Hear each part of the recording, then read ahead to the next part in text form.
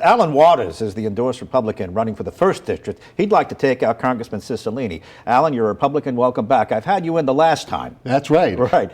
Now, look, let's 2020, G. Yes, let's get this out of the way. Yes. You might be branded a very long shot candidate, a yes. Republican trying to take out Congressman Cicilline. They like Democrats in that district, and they like Cicilline a lot. Yeah. What would you say to that?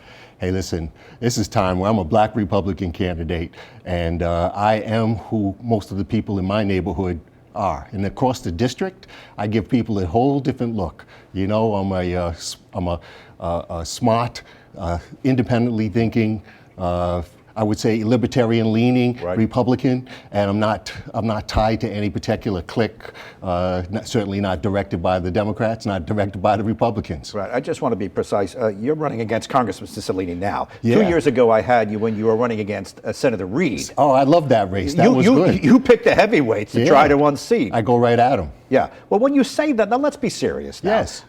You just said that most of the people who reflect you in your neighborhood actually are Republicans? No. What I'm saying what is, are you saying? What I'm saying is that we're talking about the 1st Congressional District, which goes from Woonsocket down to Newport. Right. I was specifically talking about the part of my district that's in Providence. In Providence, where you live. That's right. Because I'm born and raised, I'm 4th generation in Providence. Okay. I went to Providence Public Schools. I told you I had a career in financial services. Yes. I spent almost 30 years. My father was Providence Police on motorcycle, ex-airborne ranger in Korea. Mm-hmm. Mom was from the West End. She grew up in the projects. She was the bookkeeper 25 years at Wheeler School. So I come from a solid conservative type family that believe, in God and family and country. Well, I understand, but your neighbors appear to be liberal Democrats. Sure.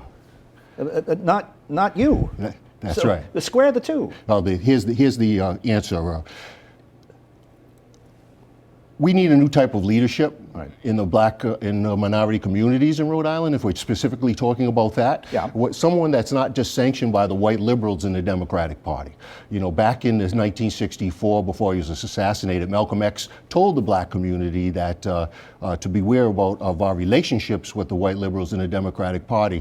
And in 2022, there's plenty of data that shows that relationship that we have with them has been a negative one. When we talk about our education, our jobs, our housing, this is not Republican town here in Rhode Island. So when you're talking about inequities and injustices and inequalities, it's all blue. I get the sense that you enjoy this. I think you like coming in and having this interview. It gives you a platform to speak your mind.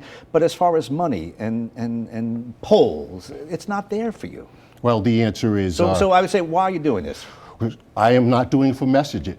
You know what I look at myself as? I'm the new millennium Eddie Beard, where I'm going to come in, and this is a great year because it's an economic year. People are hurting in Rhode Island. We have high fuel prices, whether it's gasoline or in our home.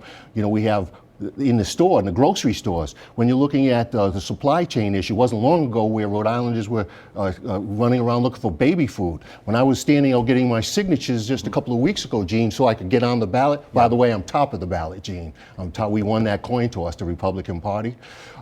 There were some folks running in saying they couldn't find cat food. So this is a special time where whether it's in District 2, where we got Alan Fung, whether it's Alan Waters in District 1, where people probably going to start feeling, especially when those boilers go up, Gene, it starts. Okay. Yeah, they're going to get that blow the bums out feeling. You just said the white Democrats take the African American community for granted. You're talking about Congressman Cicilline? I'm talking about Congressman Cicilline. I'm talking about the Rhode Island Democratic Party. I'm talking about up and down the chain. Yeah.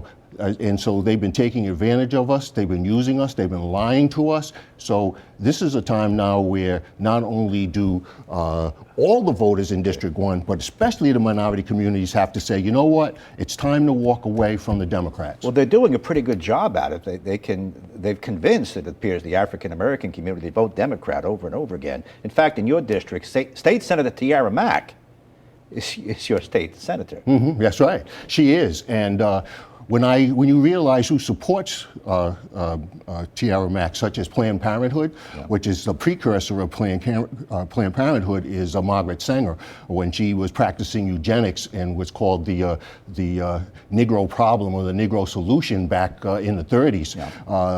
Here comes Planned Parenthood. Listen, over 20 million black babies have been surgically aborted since 1973. That's genocide, even if it's sometimes self-inflicted. And white liberals love to just say they're not educating our children. We, kids in Providence can't read, but we'll certainly abort your babies. Well, if it's so clear to you, what I'm getting at is how come it's not clear to the rest of the African American community that votes Liberal Democrat time and again, and has put Congressman Cicilline in time and again?